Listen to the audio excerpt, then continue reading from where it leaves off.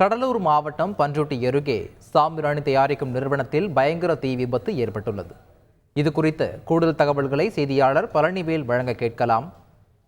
பழனிவேல், வணக்கம். இந்த தீ விபத்து எப்படி ஏற்பட்டது? இதில் யாருக்கும் காயம் ஏற்பட்டிருக்கிறதா? தீயை அணைக்கும் பணி எந்த நிலையில் இருக்கிறது? முழு விவரங்களை பதிவு பண்ணுங்க.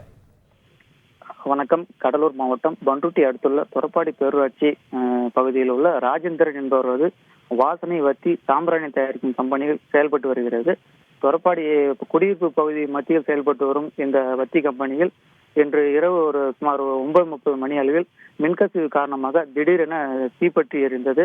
இதன் காரணமாக தீ மலமளவன பற்றி கொழுந்து விட்டு எரிந்தது. இதனால் அதிர்ச்சி அடைந்த அக்கம் பக்கத்தினர் பண்ருட்டி தீயணைப்பு துறைக்கு தகவல் தெரிவித்தனர். அதன் பேரில் சம்பவத்துக்கு வந்த தீயணைப்பு மீட்பு படையினர் தீயை அணைக்கும் பணியில் ஈடுபட்டு வருகின்றனர். இந்த தீ விபத்தில் சுமார் 1 கோடி ரூபாய் மதிப்பிலான வத்தி சாம்பிராணி பொருட்கள் எரிந்து சேதமாகி இருப்பதாக தகவல் வெளியாகியுள்ளது. மேலும் தீ விபத்துக்கான காரணம் குறித்தும் போலீசார் தீவிர விசாரணை மேற்கொண்டு வருகின்றனர்.